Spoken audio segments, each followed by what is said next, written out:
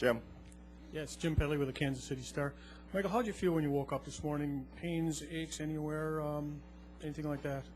I was real nervous. You know how when you're laying in bed and you're sick, and when you first wake up, you're like, I don't really know how I am until I get up. I kind of had that sensation, like maybe I don't want to get up. But once I did get up, I was fine. You know, I actually felt better this morning than I did last night. Last night, once the adrenaline wore off a little bit, you know, I definitely felt some bumps and aches. But, I mean, just the bumps and aches that I'm feeling is like the first day going back to the gym, you know, just a little bit sore and a little bit tight. I mean, to watch the wreck and the pain that I'm having is on a scale of 1 to 10 is a 2.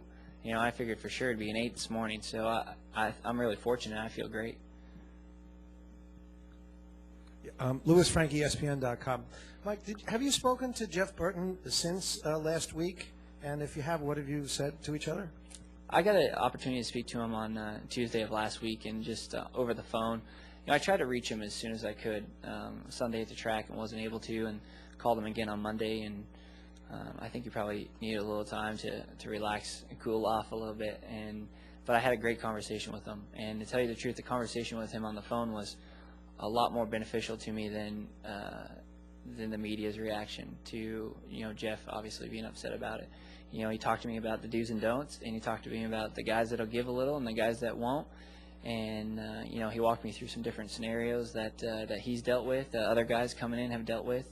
Some of the guys that have gone on the wrong side, some of the guys that have avoided getting on the wrong side. So it was a very great conversation. I definitely learned a lot from him. But to go back to Martinsville, I mean, I should have given it up 3 laps earlier. But up until that point, I was the lucky dog and was running pretty hard. So I do feel that I'm responsible for the situation for sure, and learned from it. And, you know, it's a lot easier to learn from somebody when they spend the time to tell you what you did wrong. Well, you know, I haven't really talked to a lot of guys, just, you know, just glances, hey, glad you're okay, that kind of thing. But, you know, I watched some of the interviews last night, and some of the guys kind of thought that the track wasn't quite ready to go. And I know Jamie McMurray said when he came in there was a bunch of oil on his car from running through it. And so, you know, maybe it's a combination of things. Maybe we had something a little bit going wrong and that magnified it. Maybe I made a mistake, or maybe the track just wasn't quite ready. So like I said, I'm not going to put a blame on anything because 2 other guys went before me and got through it no problem. So we'll go Gary, Don, and David. Gary Graves, USA Today.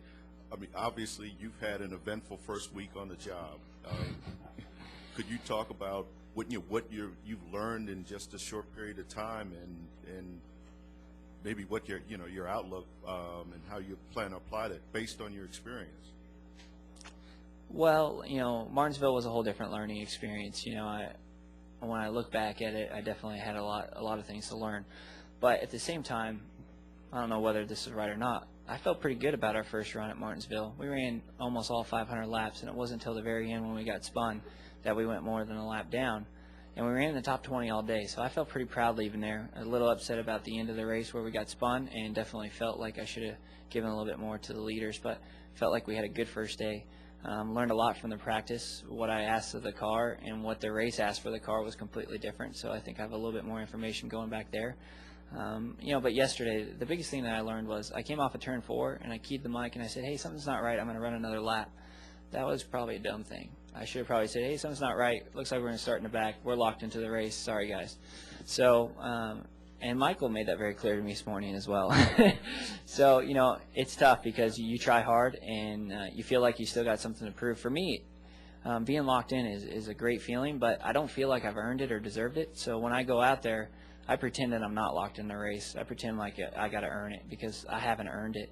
David Ruderman earned it, and the fact that he has to go out there and make these races is disappointing to me because he should be, you know, in the top 25 in points and moving forward closer to the chase. Don. This is Don Koba with Morris News Service. Can you kind of give us a little bit of background on this air freshener or something? Your lucky is that your lucky charm, and is that the only thing that you saved out of the car? You know, the air freshener has a long story to it, but you know, last year in the ARCA Remax Series, the guys with Eddie Sharp Racing, they thought it would be cool to put a pine tree air freshener in my race car. And the first weekend they did it, we went out and won, and then we won the next 3 races. And so I'd kind of forgot about the pine tree, but when I got into the car at Martinsville, one of my crew guys from Eddie Sharp had actually come over when I wasn't at the shop and put it in a race car. It's just a little present, and so we ran it at Martinsville, and we had it here in Texas. But you know, it definitely brought us luck in the ARCA REMAX Series, and I feel lucky about yesterday. I really do. I feel like that was a gift from God for sure, because surviving something like that is pretty amazing. So, you know, I just feel lucky. I don't think it was the pine tree so much as maybe somebody watching out for me. David.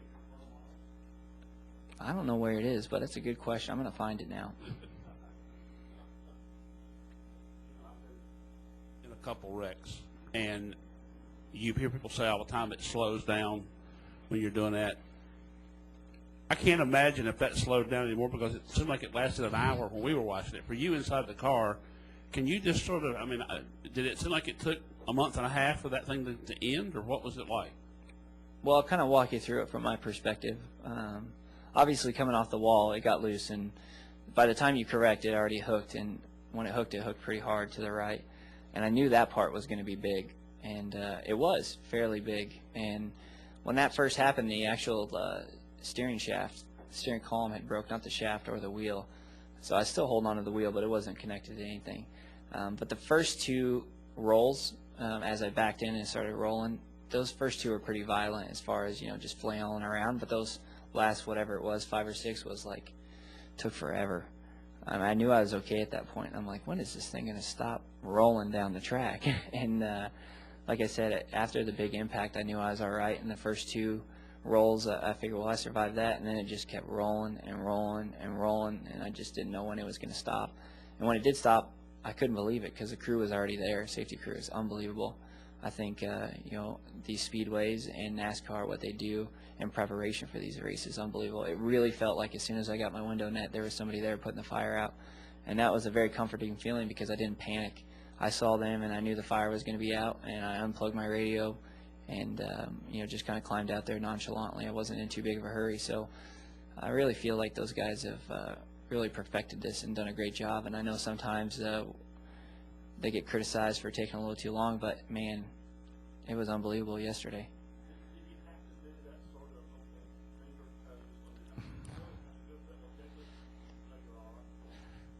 Well, when you get hurt in a wreck, which I have a few times, you know right away.